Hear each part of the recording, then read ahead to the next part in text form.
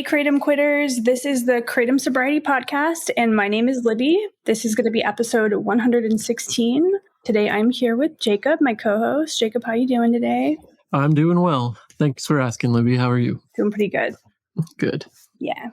We had an email from a listener who was requesting we talk about tapering because we hadn't talked about that yet. And I thought that was a really good thing because you and I both have experience with that, although it wasn't the end all be all for either of us. But I figured we could give our 2 cents and talk about our experiences with it if you wanted to go ahead and start. Yeah, sure. Happy to start. So we've gotten this question before, and I think if I was to talk about how to quit Kratom, I think if you can taper, that would be the best way to do it because it minimizes the discomfort and helps to spread it out over a longer period of time versus cold turkey or other options should you be down that path and cold turkey or tapering isn't working.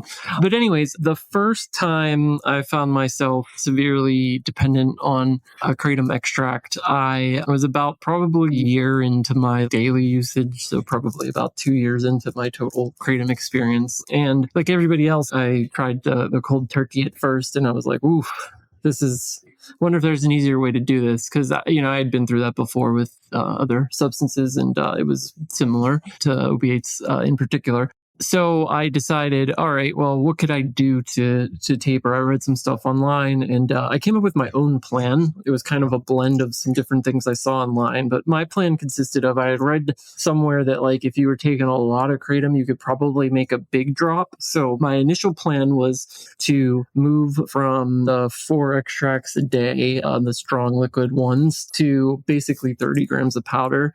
And I wanted to get from 4 doses to 3 doses to kind of spread it out a little bit. So that's what I did. I basically went to the shop. The guy was like, "Oh, you're buying powder today?" And I was like, "Yeah."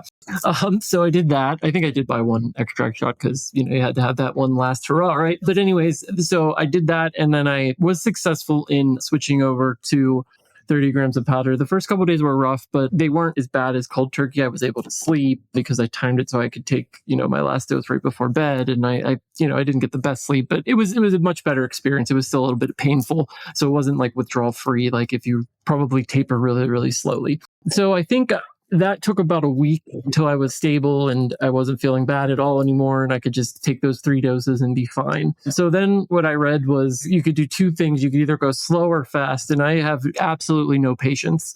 So, of course, I chose the fast route. So what I did was I basically switched to powder and capsules, bought kind of like the same brand, the same strain, because I read that's something you should also try to do to like try to keep the consistency the same. So like if you have a big batch, I think that's probably the best. But anyways, so that's what I did. I immediately went from, I think, that 30 grams and I just started to take, half a gram off every day.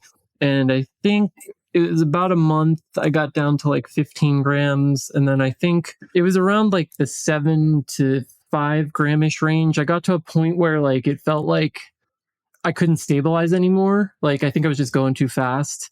So I was in mild withdrawal anyways, and I was just like, fuck it. And I just jumped off there. It wasn't so bad. I still had withdrawals. I had some restless legs and trouble sleeping, but it wasn't nearly as bad as the 9 or so cold turkey kicks off extracts that were pure hell that came after that. So I think I made it maybe a couple weeks, and then I relapsed because I was just going to do it one time, like we always say. And I figured since I tapered off, it wasn't that hard, I could do it again. So that's how I justified going from one day back into a full 4 extracts a day in like a matter of probably not even a week.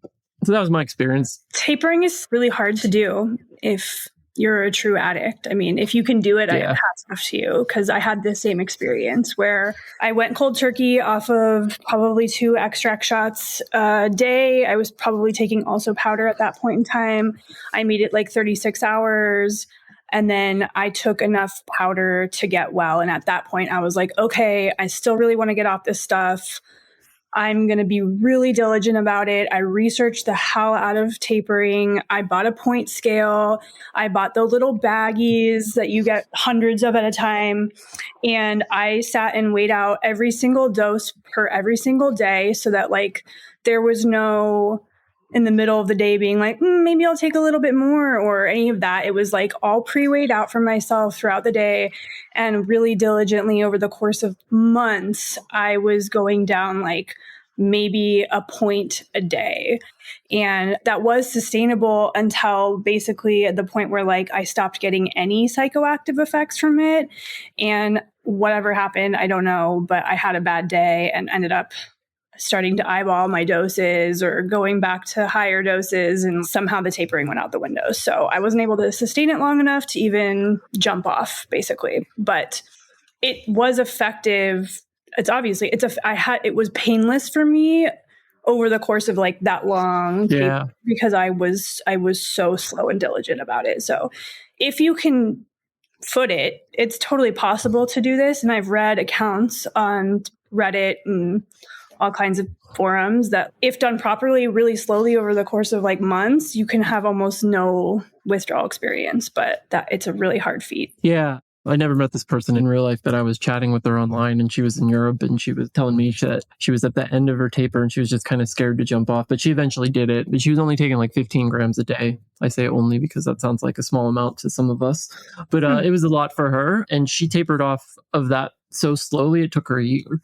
But she had absolutely no withdrawals whatsoever, she said. But I mean, imagine how slowly and how much patience that took. Like I could never do that. The other thing I wanted to say was there was one day in my taper that I did have a bad day, and I did kind of the same thing you did. I was really bad at myself after I took that shot because I felt good for like 20 minutes. And then I was like, oh, I fucked this whole taper up. What am I going to do? But I read online, someone was like, don't worry, just keep going. Just forget it. Just pretend like it didn't happen and just keep cutting. And I did that and it was fine.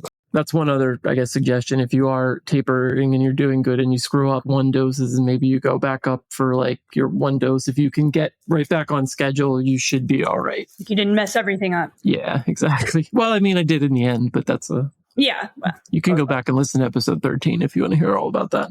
Well, we've also got some resources that we can put in the show notes too. I know that Nolan was talking about a taper protocol where basically you go as long as you can every day without taking your dose, intentionally like making it longer than it was yesterday and the day before, so that you're ultimately skipping a dose by the, I don't know, third or fourth day. So effectively lowering the amount you're taking over the course of the whole day. And so that might be useful to some people, but we can put that resource also in the show notes. Yeah, Nolan has a whole big section on tapering in his book, I believe, and it gets into what Libby just mentioned. I also know too that that's a common strategy for like other substances. I know when people are tapering off Suboxone, for example, that's when you get down to really low amounts, they recommend skipping days and just going longer and longer until eventually you get to the point where you just don't need to take a dose. So lots of good resources out there, and plenty of people have been successful with tapering. So give it a go if you feel like you can do it, or if you're, more of the I'm going to rip the Band-Aid off type person, then, there's always cold turkey. Yeah, I think certainly if you can do it, it's the least painful way to do it, for sure. Yeah, definitely. Well, I think that's a really good place to stop. Thank you so much. And we'll get into the episode. Today, I interviewed Alec, and he's got a really interesting story. So I hope you guys really enjoy it. Awesome.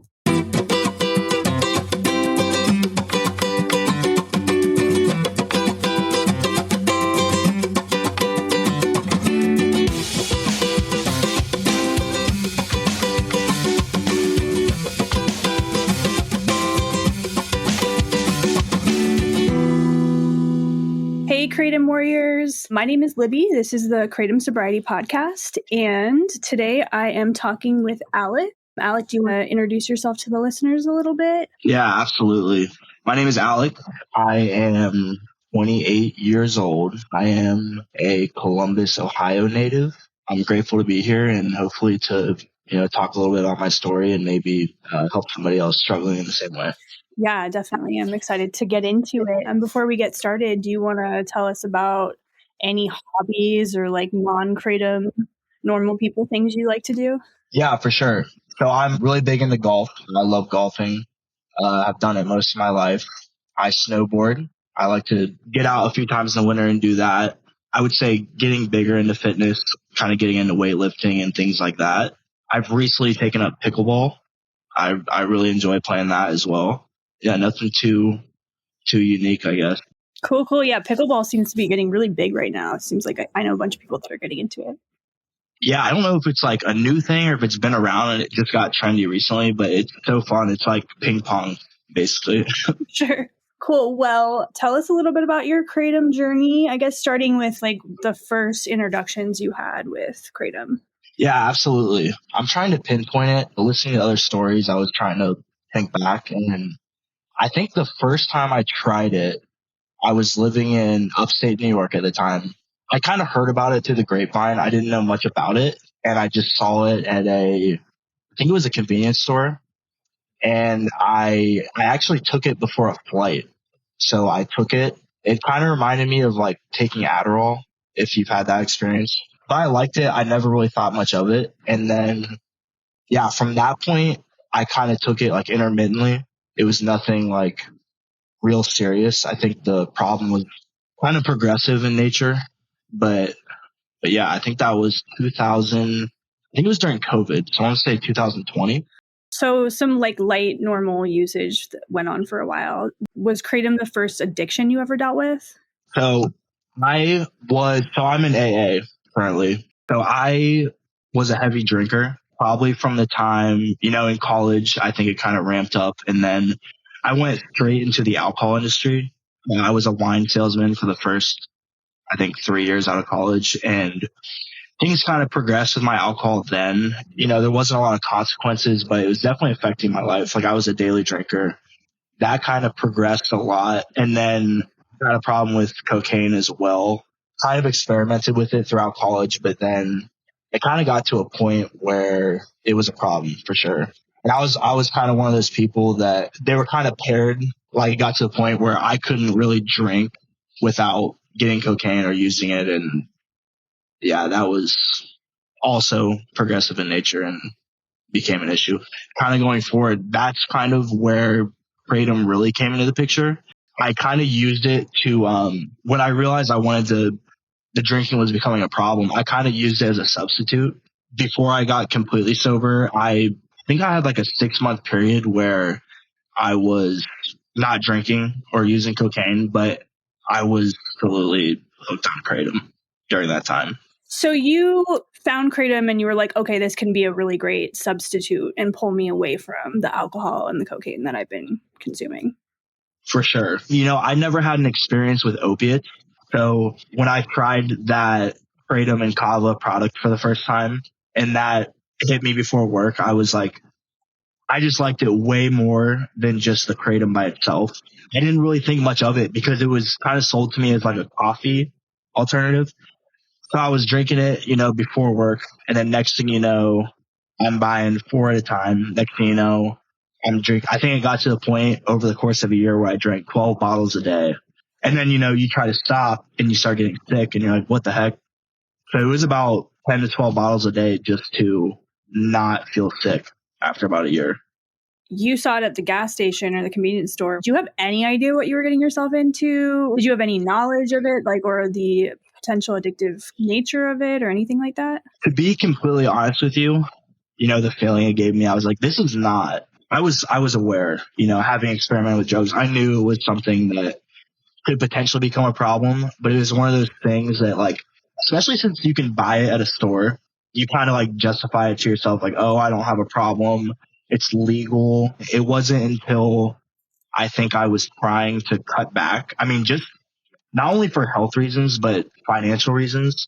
Obviously having a freaking $80 a day habit, you start to realize, okay, like this is kind of getting out of control a little bit. Yeah, I kind of knew, but not to the extent where it ended up. Yeah. I'm just curious at what point you were like, oh my gosh, I'm in too deep and this is a problem and I can't stop. And when I stop, I get sick. And what did that look like? Yeah. So it was definitely progressive. And I think whatever point, I realized I had a problem, I started to kind of open up about it to my parents because it was one of those things where I'm starting to realize, this is kind of a little bit unmanageable. I probably need to seek some help. It was a lot of me trying to stop on my own. And, I had a couple stints of sobriety, a couple weeks here. I would just kind of sweat it out on my own and deal with the withdrawals and then white knuckle it until, eventually I just kind of fell back into old habits. Eventually, it got to the point, financially, it absolutely drained me. I had to move home. At this point, I'm working with my parents to try to figure out what's going to help. I ended up entering an outpatient treatment program. That was great, but it just wasn't enough. Same kind of thing, would have a week without it, and then I'd slip up, and it was like, okay. So then that's when I finally did an inpatient treatment program I think I was there for 38 days, it's kind of my first time talking about it openly because there's kind of a lot of shame involved in that, but it's definitely the best. It's the best decision I've made probably in my 20s. Like it was much needed, and yeah. Yeah, I don't think I've shared this on this podcast yet, but like I've been to rehab a few times and I loved going to rehab. That's so funny you say that because like same. Like getting away from your phone and like really starting to like I'm involved in AA now. I got into AA and treatment and just really breaking everything down, the reasons behind your use and getting some time away from it and being able to understand your problem and all that is great. And just through AA, I've made so many good connections. People that I talk to every day. Something that you feel so ashamed about for so long. It's nice to meet other people that have gone through the same thing and can connect over that and be supportive of each other. So yeah, absolutely. The community part was significant, and then just like not living in the secret anymore is just so powerful. Yeah. For sure. So you spent 38 days in rehab. Were you like the only one there for Kratom? Did you meet anyone else that had the same problem? I'm curious if there was any similarities you found while you were there. Yeah, for sure. In terms of timeline, I'll talk from that treatment up until now, just in terms of kind of answering your question and telling you where I am now. When I was in inpatient that first time, there was one girl that came in that was probably in her 50s who had no experience with addiction or really anything that was there for Kratom. And she seemed to have experienced a lot more severe side effects from it. Like she was not in good shape when she came in, but that was the first time I was there. And that was like the only person there at the time that had any experience with it. Then, I get out. I think I had 5 months of sobriety. Was working my program, everything was good. And then I got complacent and kind of had some life changes and stuff and ended up relapsing. And I actually relapsed on, do you know what 7-OH is? Yeah, we're starting to hear a lot about it. So I started seeing that places and I got curious and eventually I tried that and I went on like a week run with that. And that stuff is so strong. Like it was bad, but luckily, it was only a week I was using that. And I said, okay, messed up.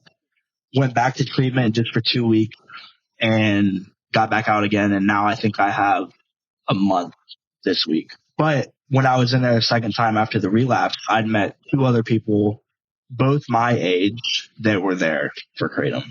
So they talked about it, knowing a lot of other people that struggled with it. But it was really nice to meet them and kind of talk about it, have that in common and all that. Well, I'm sorry to hear about the relapse, but I also just think we should reframe relapses. I think that they can be like a really good gift. I don't want to be like, you did a good job relapsing, but you did a good job relapsing. Like you only stayed out for a week and it sounds like you learned a lot and you took care of yourself and went back to treatment. So yeah, way to go on that one. It's just kind of, it's part of the story sometimes, so. Thank you. Yeah. It's complex. Like you said, like you're happy, that you're back. It is the right decision, but it's not like you want to glorify it at the same time. But, like you said, very rarely, regardless of what your drug of choice is or what your recovery looks like, relapse is a part of a lot of people's story. I agree with you. I think, there shouldn't be shame behind it. It is what it is. And the important thing is that you're getting back on track. Yeah, absolutely. So what's supporting you in your recovery now about a month out? Family has been huge for me. I think no one in my family struggles with addiction. So having those tough conversations with my family and kind of educating them in a way of what's going on with me has been great. They've been nothing but supportive the whole time. I can't say enough about how great my family's been. But like I said, I'm really involved in AA. I try to get to 3 meetings a week.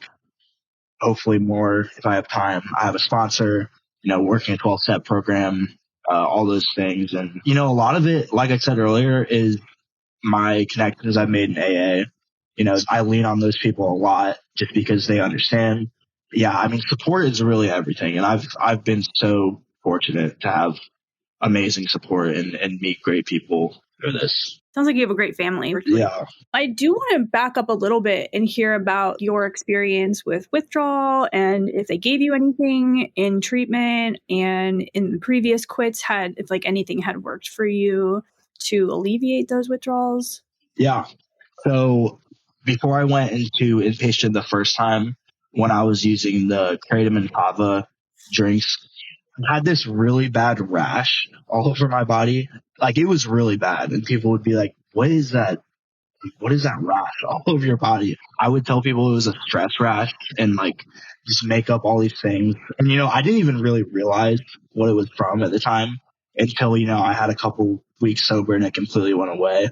Oh gosh. In terms of side effects, I mean, sleep completely messed up. You can't sleep. I mean, to be transparent, constipation is bad. And then withdrawals, I would describe it for me as like a really bad flu for like usually like 3 or 4 days. It always depended on how much I was using at the time too. Caught me off at the first time when I was like 10 of those bottles a day. It was way worse than the other times when I only had a short stint with it. Sweating, restless legs, itching all the time, just itching for no reason. Like there's not like you have a mosquito bite or something. You're just itchy all over the place. Was there ever any like supplement or working out or anything that was helpful for you? Even through that period, I was lifting weights, and I almost, the thing about Kratom too is like, it's such a functional thing that like sometimes I would take it before the gym and it was great. I had great days in the gym on it. I could go through work. I remember I worked at the bar at the time. I was on it all the time, and I would always think to myself, why are all these people always so angry? Because like I was always just like in my own little world, like, but it gives you that energy and nothing really phases you when you're on it. Yeah, working out for sure. I really try to steer away from like the Suboxone route. I know people have done that, and knowing addicts now that have struggled to get off Suboxone and some of that stuff, that's something I steered away from. I think they put me on like a Valium taper when I was in treatment, but I think it was like 3 days. I was like, I'd rather just kind of deal with whatever withdrawals come and then get out of my body and move forward. But today I take naltrexone daily. And it's a opiate blocker and it's great. But to me, it's almost even just like a daily pledge, if that makes sense. Because I know that I can't take any Kratom or I'd go into precip. So obviously it has its, medical benefit. But more than anything, it's just like a daily reminder of me not being able to do that. Yeah. It sounds like you're really supporting your recovery and preventing any future relapses. Yep. Well, what does your life look like today now that you're Kratom free?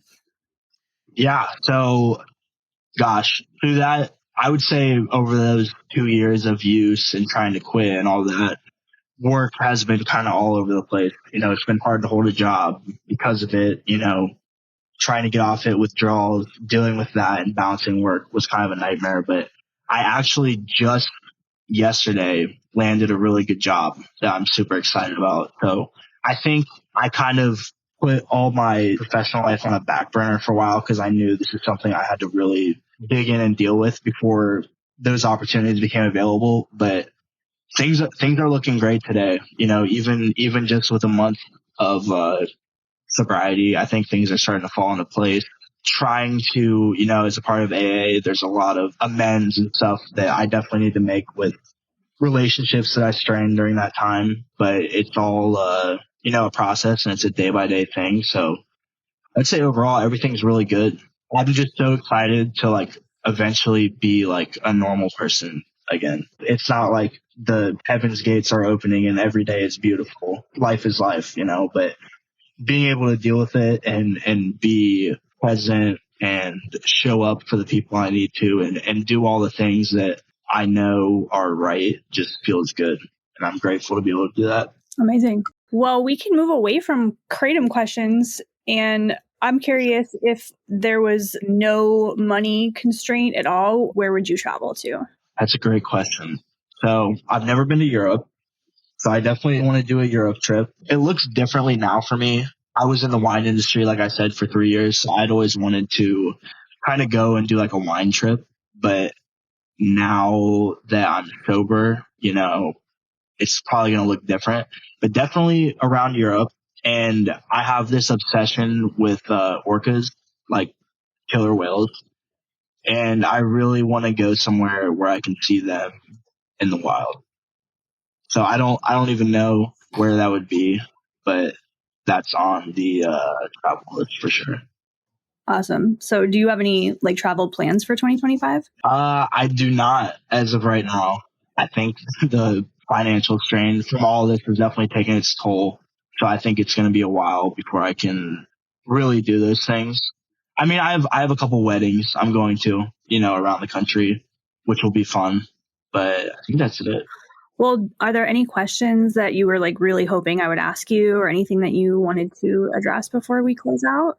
Not really. I mean, I just know how I felt with, going through this process. So hopefully, me trying to be pretty open about it can help somebody else and understand that there is support and there is a way to get sober and you're not alone.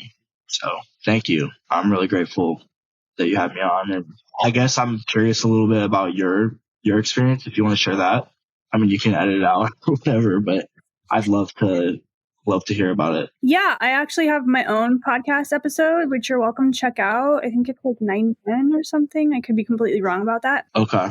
But yeah, I've had a really long relationship with Kratom that like kind of peaked and valleyed through other addictions, basically. And most recently was sober from alcohol and everything else, and picked Kratom back up again. And it was just like off to the races. And ended up seeking out Ibogaine treatment to treat really addiction. Yeah. How was that? I've never met somebody not famous that has done Ibogaine. I would definitely recommend it, but it's definitely a commitment. It demands respect and reverence for the process. And I mean, you have to pay to get there. So in some ways, that's your price of entry. I'm so grateful for it. Like, I really wanted to like scream it from the rooftops when I first got sober. And that's why I came on the podcast in the first place, because I was like, this is the best thing ever, So yeah, a lot of stories I've heard were people that have struggled with PTSD, a lot of veterans or people that have gone through trauma that have gotten a lot of relief from it. So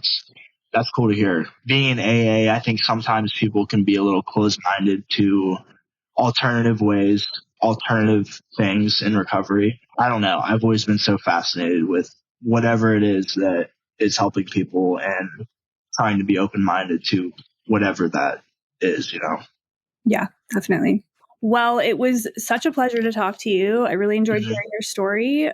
If there's one thing you could tell somebody who's about to quit Kratom or struggling quitting Kratom, what would your advice be? Yeah, you can do it.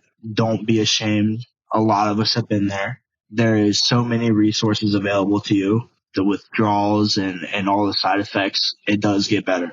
Just keep pushing. Beautiful. Well, thank you so much, Alec. I hope you have a beautiful rest of your day and stay Kratom free. Awesome. Thanks so much for having me on.